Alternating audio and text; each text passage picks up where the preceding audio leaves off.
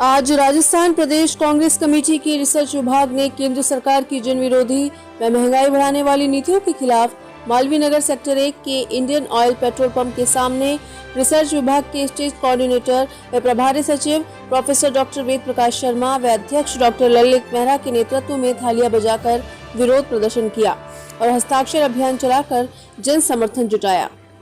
विरोध प्रदर्शन के दौरान कांग्रेस पार्टी के कार्यकर्ताओं ने मोदी सरकार को जगाने हेतु थालियां बजाई व महंगाई से जनता बेहाल, होश में आओ, मोदी सरकार महंगाई की मार नहीं सहेंगे, नहीं सहेंगे, केंद्र सरकार की नीतियों का परिणाम महंगाई से मचा हाहाकार इत्यादि नारों से संपूर्ण क्षेत्र को गुंजायमान कर दिया। इस अवसर पर रिसर्च विभाग के अध्यक्ष डॉक्टर ललित मेहरा, कार्यक्रम सह संयोजक व रिसर्च विभाग के प्रदेश प्रवक्ता डॉक्टर कविता शर्मा, रिसर्च विभाग के जयपुर शहर अध्यक्ष राजेश काजला एवं प्रोफेसर वल्लभ शर्मा, संजय शाक्य, संदीप, नवीन लांबा, जितेंद्र काचवा, अजय चौधरी, गोपाल कृष्ण मोटवानी, कृष्ण कुमार शर्मा, हेमलता छबलानी, पूजा सैनानी, किशन सैनानी, वासुदेव वासवानी, एंजल वासवानी व राजेश दीक्षित सहित कांग्रेस कार्यकर्ताओं ने विरोध प्रदर्शन में भाग लिया। महंगाई से हाहाकार, होश में आओ, महंगाई से हाहाकार, होश में आओ, महंगाई से हाहाकार, होश में आओ, महंगाई से हाहाकार, होश में आओ।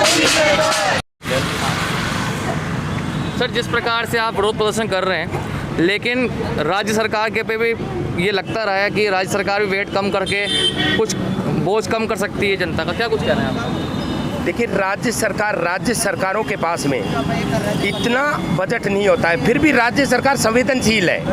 जो बेहतर से बेहतर कर सकते हैं वो हमारे संवेदनशील मुख्यमंत्री जी अशोक गहलोत जी खूब कर रहे हैं। लेकिन केंद्र सरकार की महती भूमिका है इसके रेट के बढ़ने में।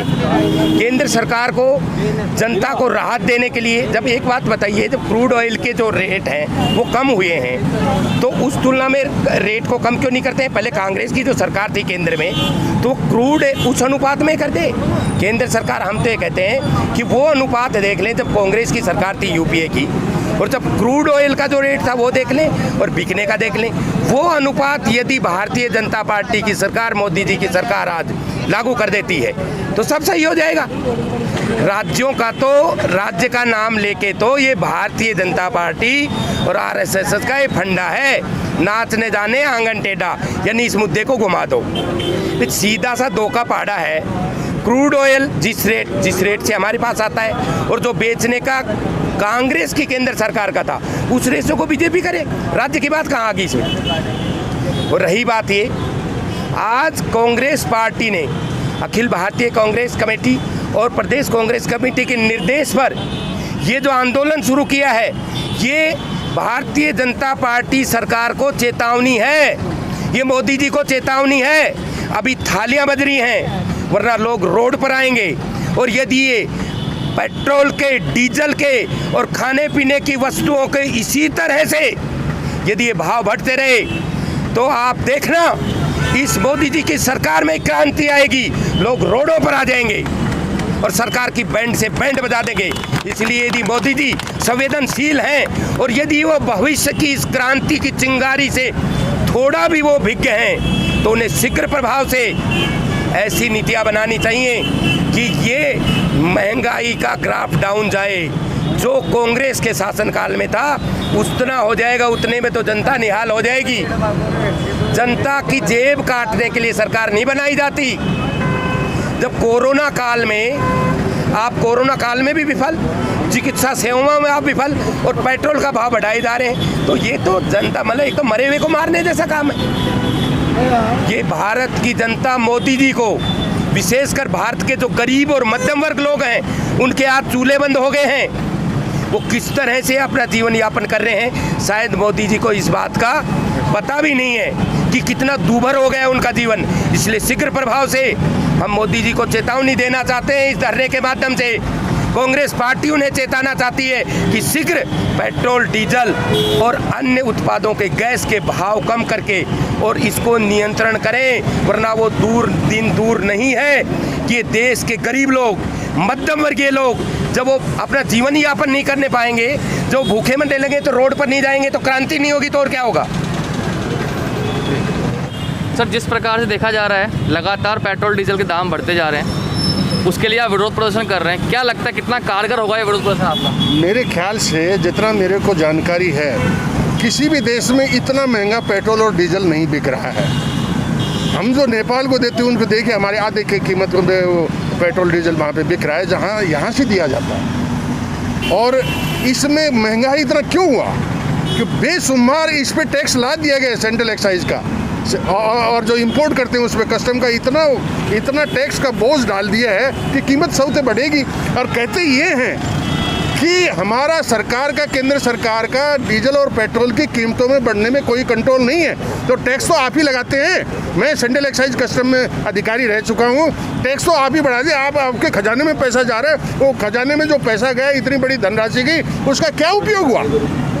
आप 8,500 करोड़ रुपए के प्लेन तो अपने लिए सुख सुविधा के लिए खरीदते हैं, और उस गरीब आदमी के बिना जो रोज की रोजी रोटी कमाता है उसके बारे में कोई चिंता ही नहीं है। ये खुद कहते थे कि जब किसी का करेंसी गिरता है, किसी का जब रुपया गिरता है, इसका मतलब सरकार भ्रष्ट है, सरकार गिरी हुई है। तो फिर स्वयं के वचनों को याद करें और जनता से माफी मांगे, इस्तीफा दें। जिस प्रकार से आज प्रदर्शन किया जा रहा है महंगाई के विरुद्ध, क्या कुछ कहना है आप? 2014 में जब नरेंद्र मोदी जी प्रधानमंत्री बने थे, उस समय वो उस नारे के साथ आए कि सबका साथ और सबका विकास, और महंगाई को कंट्रोल करने को जनता से वादा करके आए थे। लेकिन उनका दूसरा कार्यकाल चल रहा है, हुआ क्या? और किसी का विकास तो दिख नहीं रहा, बस महंगाई का विकास ज़रूर दिख रहा है, वो भी दिन दूनी और रात चौगुनी की रफ्तार से। पेट्रोल और डीजल के भाव आसमान छू रहे हैं, और पेट्रोल डीजल के भाव बढ़ने से अन्य सामग्री भी उनकी भी महंगाई बढ़ती जा रही है। आज हम देख रहे हैं कोरोना काल में जब लोगों के रोजगार छूट गए हैं, आमदनी कम हो गई है, उस समय लोग महंगाई से परेशान हैं, त्रस्त हैं। मैं नरेंद्र मोदी जी को कहना चाहूँगी, बड़ी बड़ी योजनाएं बनाने से कुछ नहीं होगा, धरातल पे काम करना पड़ेगा।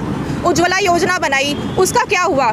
आज गैस सिलेंडर की कीमत देखिए, वापस औरतों को वापस चूल्हे पे रोटी बनानी पड़ रही है।